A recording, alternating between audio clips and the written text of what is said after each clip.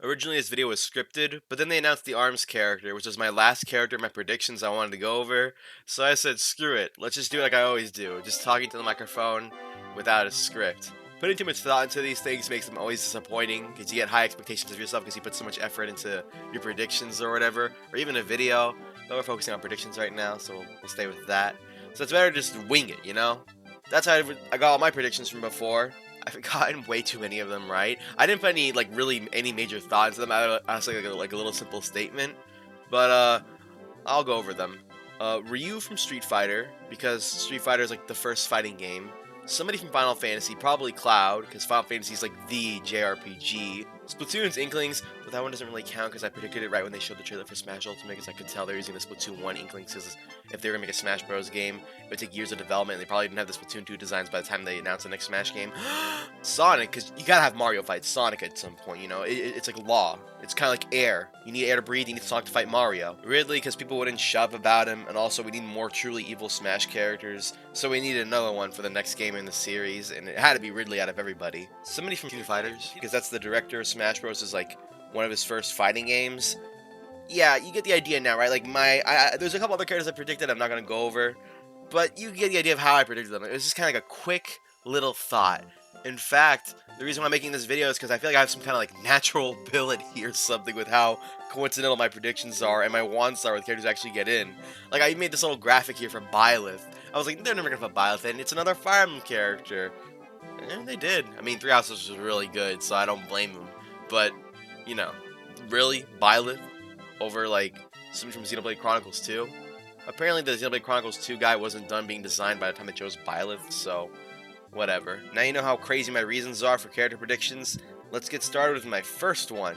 I thought an ARMS character would come because it's Nintendo's only other fighting game that's popular, and now they're coming. So that's not really a prediction. I guess it's just like the first person I have to mention because, you know, it's the first character in the season pass. Originally, this slot would go to Octoling because I thought Octolings would end up in the number 8 spot because technically that would make them DLC fighter number 8 for Smash Bros. So it makes sense for me to go in the number 7 slot because the Smash team always saves the most logical, reasonable reveals for the weirdest times, like showing off the biggest characters first, and then the more standard expected characters second or last. Like Pokemon guy Incineroar was the last Smash Ultimate character to be revealed. That's just weird, you know? And the first DLC character to be revealed, technically, yeah, because he has a pre-order bonus, was Piranha Plant. Like, those two are the last ones those are your big reveals, you know? That's one's gonna get all the attention, the last character. Pokemon and Mario? And then the first DLC character, you expected to be Byleth or Banjo-Kazooie, because a lot of people were expecting Banjo, because a lot of people requested him back in Melee, or Byleth, because he's a Fire Emblem character, he's not revolutionary like the other ones. But Joker, a PS4 exclusive video game, being your first character you reveal, like the most, whoa, they can't get that character in Smash, being the first one. With that thought process, I thought, well, if you try to correlate everything to make sense, you can't. You have to make anti-sense. So while the Octoling should be in number 8, I decided to say it should be number 7. It should be the 7th character introduced, just to make everybody unhappy. I mean, it would make me happy to play as Octoling earlier, but I mean, it would make more sense to correlate with the number 8 slot, but Smash Team wouldn't do that. So, the Octoling would actually be the last character introduced. I'm just introducing them now because they were like the second character I originally introduced in the original script for this. So who would have put in that 8th slot? Rex from Xenoblade Chronicles 2, because he almost feels like he almost got in, you know, because he got a Mii costume in the first season pass, and apparently around the same time they picked Byleth, Xenoblade Chronicles 2 is also in development, and they released around the same time. I'm not sure, but that's the rumors I heard floating around.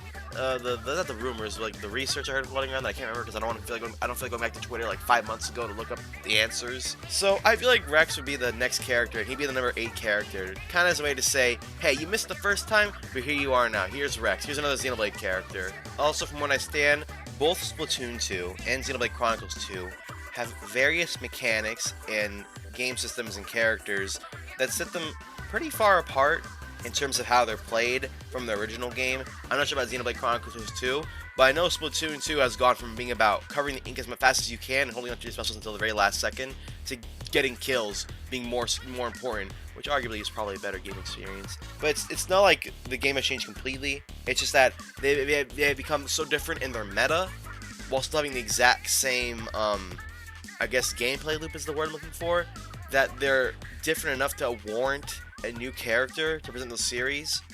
Also, they both have one character in each, so having more variety is nice, I guess. Instead of having them at the start, which is where I thought they would put them, because, I don't know, they just want to be different from the last season pass, so start off with bombastically. They want to start off more calmly this time. Instead of putting them at the start, I'd put them at the end, just to be different from my original prediction, I guess. That leaves us with 3 slots left. I think they're all going to be third-party characters, but before we go into it, I want to give a quick shout-out to Geralt from The Witcher, who I was going to put in here because the Fire Emblem Three Houses main theme remix sounds like a Witcher song from Soul Calibur. I'm not really exposed to The Witcher other than my friend telling me I should play it, and I own the game. I haven't played it yet because I'm playing through Persona 5 Royal right now. But yeah, I was going to put Geralt here, or Geralt, and then I remembered he's a storybook character. He's not a video game character. Which is like, fuck, dude, if only he debuted in video games instead of novels, but, oh well, what can you do? You know Square Enix is going to want some of that cake, you know, some of that, I'm not sure my fingers picked up, that DLC money, so, it's going to be, one of them is going to be a Square Enix character, one of the DLC characters. Do I think it will be a man? No, and here's why. Square Enix has a really diverse cast of characters. Like, if you go through all their published games, both Eastern and Western, or even you take one of their development teams, one of the Eastern or Western development teams, either Square Enix's actual development team or like one of the development teams they publish for, you can see they have a lot of characters, like a lot of characters under their label alone, men and women protagonists. And I think that Nier Automata's 2B would be the character they put in. If they had to cover up her boobs and maybe a little bit of her thigh, because, you know, the Sphero was like, oh no, boobies, huh? Even though they allow people to fucking throw grenades in this game and missiles, which are 10 times worse than boobs in my opinion, or penises. But anyways, I think it would be 2B, because one, her game is really fun. Her game is really fun. I play a little bit of it, just a tad, and dodging shit is cool. I went to a demo kiosk once and they had it there. She's visually very standout compared to the other characters in the roster, even with Bayonetta. The only character who looks even like anything like her is just Bayonetta. But Bayonetta's wearing a skin-tight outfit. We don't have a ballerina-like character in Smash Bros. I guess the only other character who could look anything like 2B would be Mii Gunner with the, or not Mii Gunner, I think it's Mii Swordfighter with the dress, the maid outfit. But that doesn't count. She herself is not a human, from what I understand. I think she's like a Yohara android. Her game is very, very aesthetically focused. There's a lot of dull tones contrasting with some of the effects the other human characters bring, and seeing nature is very special in the game. She's also been in Soul Calibur as a fighter before, so they could base it off of that too. They have more than one depiction of this character to work with, which would probably make her easier to depict in Super Smash Bros. Ultimate. And she has like a lot of weird techniques, like teleporting into a ball and then going pew, pew, pew, pew, pew, or her pod with her, that can make a really, really strange gameplay loop. I almost like want to consider her like what I would think a JoJo character would be like. If there was a JoJo character in Smash Bros. With a stand that shot lasers or whatever, like a stand that doesn't punch, but a stand that has like abilities that aren't just punching and then some other ability on the side. And I think that would be a cool character already on itself. But 2B is a lot cooler than a lot of the JoJo characters. Don't kill me for that, please. And she has a lot of weapons on her own body too, like swords. I think she has like an axe in one of them. Her pod can shoot bullets. She has like punches and lances and shit. I think she'd make a great character for Super Smash Bros. Ultimate, being on the more mature side of characters. You know, more the edgier, sadder, less kid-friendly characters that we have in the game. Kind of like Bayonetta, or Ganondorf, or Simon, you know. Okay, that's enough 2B right now. I don't want to talk about the actual character, whether it have like their stage or the music or anything. We're just gonna move to the next one now. Quote from Cave Story, because we need an indie character. Not that we need one, but Smash Bros. Ultimate is lacking a character who started off in the indie scene. Originally, I thought this would be somebody from Undertale, but Sans is a Mii Gunner costume, which kind of makes me go, okay, if they're not gonna do Undertale character, then they'll probably do a different indie game. Because Undertale's like the biggest indie game, let's be real here. Unless you count Five Nights at Freddy's as an indie game, but that's like a horror game, and you don't, the animatronics don't do anything except for bite your face. They aren't active. If they were like in the game, it'd be like playing against SCP, whatever it's called, you know, the yellow fucking statue thing that only comes at you and snaps your neck when you blink. That's how Five Nights at Freddy's character would probably work. It would be very awkward to fight them. You'd just be hitting a little mannequin around. It's really heavy. But, I'm sorry. Back on the top of a quote. I don't need to know about, like, him. Like, really? Like, Quote's a cool guy. He has a lot of fans. He can be swapped out with Curly. He has a lot of weapons, kind of like 2B. He also has a melee weapon. He could be a very interesting zoner. He would have some similarities to Mega Man, I imagine, because I heard Cave Story is inspired by Mega Man. I played a little bit of it, just like I did with Nier Automata. And he just seems like, you know, he'd fit in. The only thing I'd worry about, though, is that Nicholas would probably do some stupid shit like make him ugly, like they did in all their games they've made. It would be like the Pac-Man situation where Pac-Man is currently very ugly. Have you seen the cartoon? Quote is also very ugly right now. They'd have to like talk to the original creator, Pixel, and get him to like help design this 3D model. Because I know if they go with Nicholas, he's gonna look ugly as shit, and Sakurai won't let that happen. Or the Smash Bros. Development team. I'm not sure who handles the aesthetics for the characters or argues for them, but I know apparently they had to convince Pac-Man to be not ugly and not modern. ARMS to be quote Octoling and Rex. Octoling and Rex being interchangeable. Now, I don't know who to put in for the blank slot. I really was banking on it being Geralt until I remember The Witcher as a book before it's a game.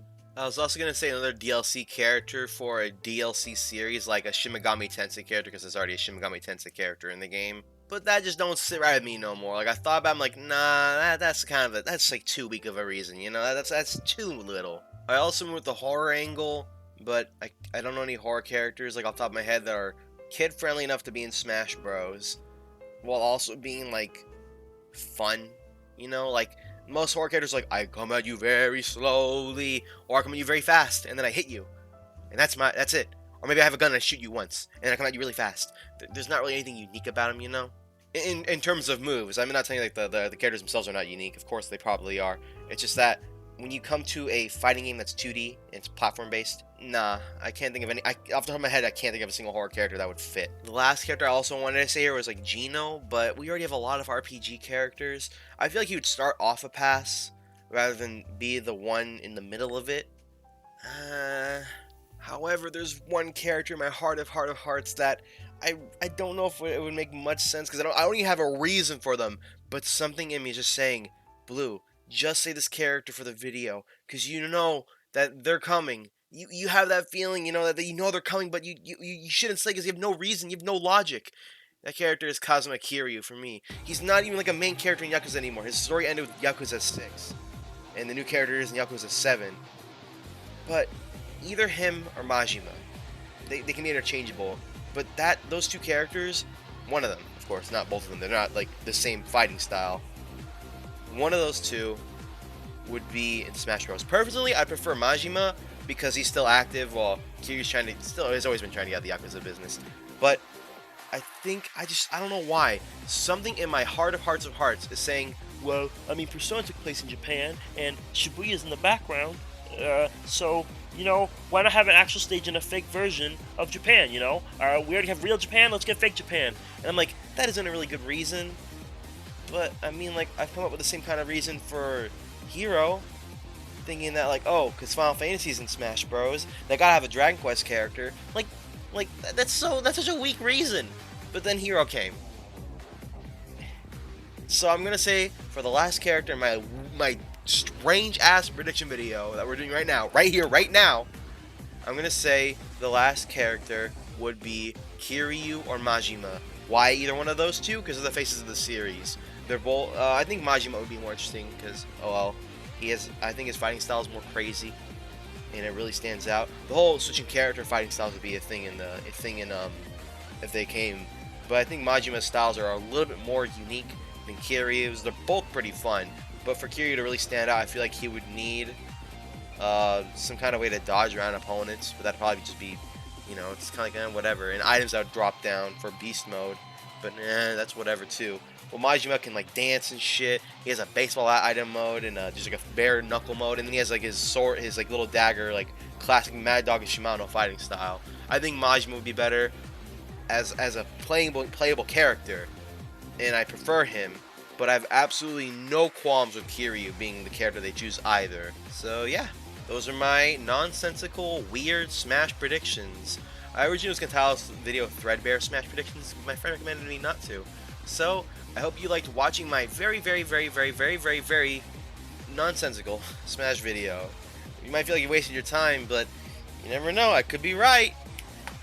I clicked my monitor 3 times, that was a bad idea to get your attention, but hey, I could be right. Just because it makes no sense.